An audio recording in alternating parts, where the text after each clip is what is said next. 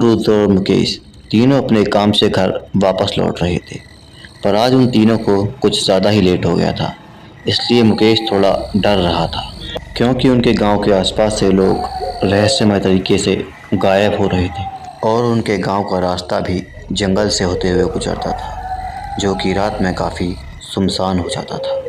और मुकेश भैया, मेरी बीवी आपकी भाभी जी का क्या हाल है? और तुम्हारी बीवी के हाल तुमको पता होगी, हमको कुछ नहीं पता। अरे मुकेश भैया, ये आपकी साली की बात कर रहा है, साला ठरकी। वो तीनों आपस में मजाक मस्ती करते हुए जा रहे थे, आने वाली मुसीबत से बिल्कुल अनजान।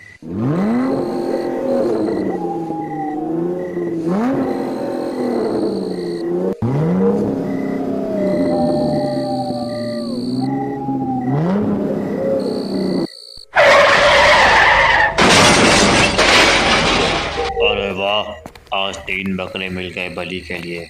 इन तीनों को डिक्की में डालो।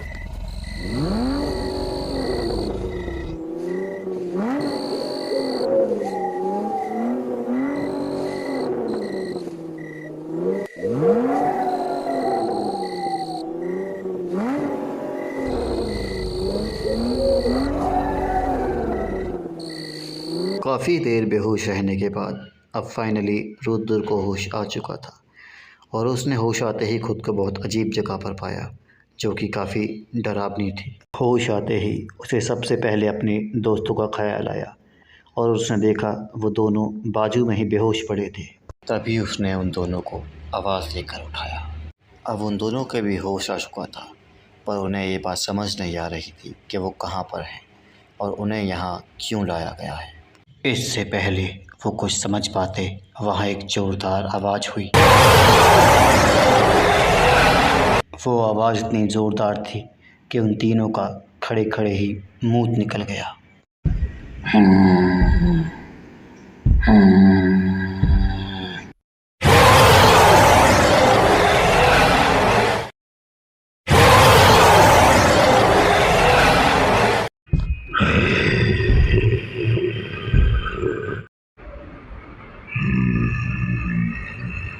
पप्पू और मुकेश दोनों अपनी जान बचाने के लिए लगातार भागे जा रहे थे, पर जब वो शैतान दहाड़ा तो रुद्र उन दोनों से आगे था, इसलिए वो तो उसकी आवाज़ सुनकर ही बेहोश हो गया। अब कुछ समय बाद ही रुद्र को भी होश आ चुका था। जैसे ही उसे होश आया, वो अपने दोस्तों की तरफ तेज़ी से भागा। भागते भागते ही अचानक से रुद्र की नज़र उन पत्थर से बनी दीवारों पर पड़ी, जो कि किसी लाल रंग से सनी हुई थी।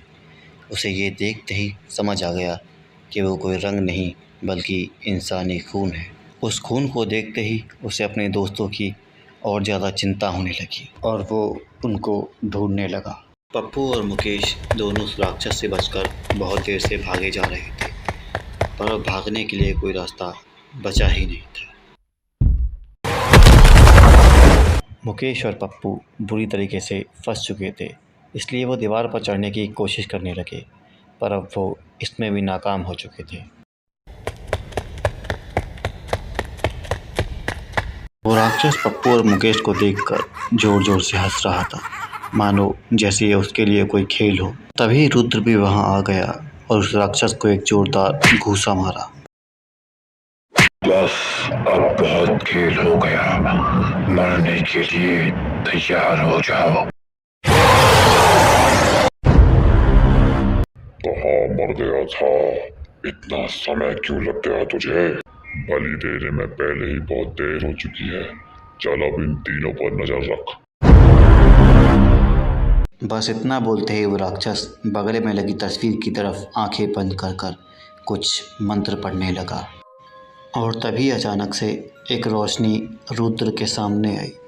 उसके सामने आते ही रुद्र की सारी चोटें और घाव भी सही हो गए और तभी अचानक रुद्र ने देखा कि वो सामने खड़ा हुआ राक्षस भी सो चुका है और अचानक से उस लाइट में से आवाज़ आने लगी। रुद्र, तुम अपने दोस्तों को बचाना चाहते हो तो बिना कोई आवाज़ किए मेरे साथ चलो। रुद्र उस रोशनी को देखकर बहुत ज़्यादा हैरान था और इस बात से भी कि उसे सिर्फ वही सुन पा रहा है, पर अब उसके पास और कोई चारा भी नहीं था, इसलिए उसने वही किया जो उस रोशनी ने उससे करने को कहा था।